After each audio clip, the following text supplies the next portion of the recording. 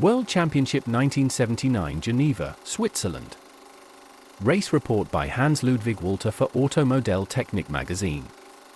Of the 200 registered drivers from 16 European countries and 5 non-European countries, 163 started in Geneva for the second World Championship. The Japanese and Americans were particularly well represented, with far more drivers, mechanics and managers than the others.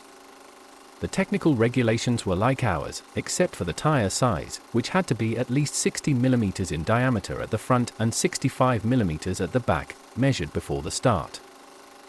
But for the 20-lap heats on the approximately 240-meter-long track, a rear tire diameter of at least 80 mm was required. So many a gullible driver had to realize shortly before the end of the race, including Groschel from Germany, that he had bet on the wrong tires.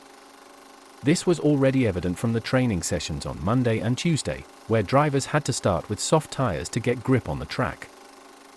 On Wednesday, the actual start of the race, the suspicion was confirmed that the Japanese and Americans were now not only to be given grateful attention by the Japanese and Americans, but also by the quality. It soon turned out that to get into the top 64, the 20 laps had to be completed in less than 8 minutes 40 seconds out of a maximum of 10 minutes. Naoki Ishihara from Japan took the lead on the first day with 7 minutes 26 seconds, 14 seconds ahead of Jeff Rold from the USA and Peter Bavoots Holland, also the best European. 1 lap is about 20 seconds. Franco Sabatini from Italy, 10th place, was the second best preliminary round driver from the European ranks. The places up to 12th place were then taken by Japan and America, with the exception of Peter Bavoots and Franco Sabatini. The German representatives, like many internationally known drivers whom the insider had expected to be among the top contenders, waited until the second day of training.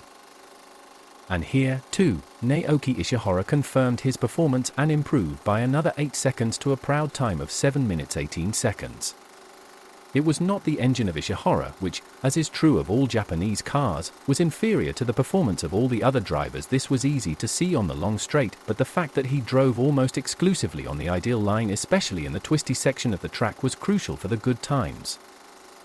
Almost all of the top 10 from the previous day, with the exception of Peter Bavoots and Franco Sabatini, were able to improve their times. Ron Tunn from the Netherlands, Phil Booth from Great Britain, Cerveso from Italy and Rudi Hassig from Switzerland were also able to improve and, together with Peter Bavoots and Franco Sabatini, formed the European top group. On the second day of training, the first 64 from the heats were finally determined. Among them were the Germans Rainer Zimmer, 54, and Rainer Heller, 64. The well-prepared Germans Rainer Dosch, Jürgen Gunther and Karl-Heinz Will were just as unlucky as Franz Groschel. The other finishers up to 128th place competed on Saturday for places 73 to 128, with 20-lap heats also being held again.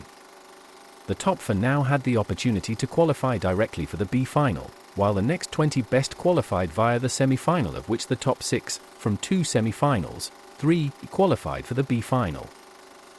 After demonstrating their skills in the heats, the German pilots Dosch and Nasser saw their chance of competing among the top 64 on Sunday.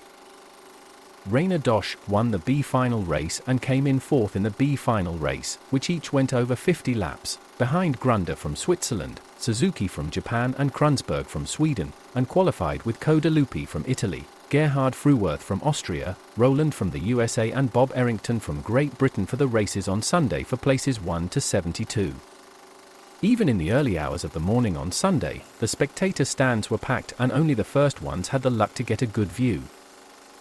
Once again, the Japanese racer Ishihara was able to set the best time in the preliminary round, which was slower than in the previous races, but even though the first racers at the top improved, the time was still enough to stand out as the best preliminary racer. The other best in the preliminary round, who qualified directly for the final, were Jeff Rold from the USA, Ron Tunn from the Netherlands and Bill Giannas from the USA. The other best 20 now had the chance to make it through the semi-finals, from which the first 3 in each case could still qualify for the final. Here the Americans really came into their own. So, there were a total of 7 Americans, including well-known racers such as Curtis and Gene Husting, Repeat Fusco, Rich Lee, and Rick Davis, as well as the Europeans who had already excelled in the previous days, Franco Sabatini, Peter Bavoots and Rudy Hassig, and the English racers who were now performing strongly, Phil Booth, Dave Martin and Bob Errington, among the semi-finalists. The 2 exciting semi-finals now required nerves of steel and top-class driving skills. Curtis Husting and Chuck Phelps, both USA, won this round ahead of Booth and Martin, both from England, Fujio Sasuga from Japan and Rick Davis from the USA. Peter Bavoots, who had emerged as the best European in the previous days, was unfortunately unable to continue his strong performance. He had to withdraw due to an engine failure. So, in the 45-minute final race, 5 of the 10 drivers were Americans, 2 were Japanese and 3 were Europeans. In the exciting final, almost everyone was good for a win, and it was easy to lose track of the actual state of the race. Even the loudspeaker announcements did not clearly announce this, as they were drowned out by the booing and whistling of the excited spectators and their shouts of encouragement. The retirements became more frequent, and no one was able to say who was leading the race. Curtis Husting from the USA retired in the last minute of the race and did not come back. It should be noted here that although it happened frequently in the previous days, the spoilers were not sufficiently attached, mainly to the US pilots, and an additional pit stop was needed. Ron Tunn had to stop in the 18th minute because the glow plug had to be changed. Ishihara, who was suffering from heavy pressure from the Americans, had to come into the pits in the 23rd minute, after a crash, for 4 minutes because his silencer had come off. At this point, the American Bill Giannis was in the lead, followed by Phil Booth from England and Chuck Phelps from the USA. In the 35th minute, David Martin, who was currently in 8th place, forgot about the 8-minute refueling stop. Probably for the same reason, Bill Giannis dropped out just a minute later, presumably as the favorite among the Americans, falling back to 2nd place and losing the lead to Phil Booth from England.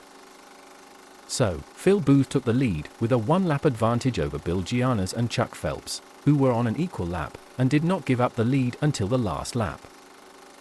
Surely the Americans were concentrating too much on the Japanese Naoki Ishihara and did not notice the strong Phil Booth to become the 1979 world champion. The biggest surprise of this world championship were the Japanese drivers, who almost exclusively drove minicars of Japanese origin, which were largely unknown in Europe at the time. The conventionally built vehicles have a delta-like front axle. The remote control is located on the usual radio plate. The chassis and power pod have no special features. The rather thin rear rigid axle is noteworthy. Nevertheless, the vehicles are well engineered and failures due to mechanical defects were extremely rare. The Japanese left a lasting impression at the World Championships, not to say they were the sensation. There is more about their driving style in another section of this magazine, so it should only be noted here that they use super flat bodies and a wing with a maximum angle of attack of 15 degrees. The vehicle with a sports body has a maximum height of only 140 mm. The Japanese Kyosho Phantom 20 has the gearbox made of steel, with the gear wheel being turned wafer thin to save weight. The other model, the Phoenix Road Ace, impressed with its road-holding performance.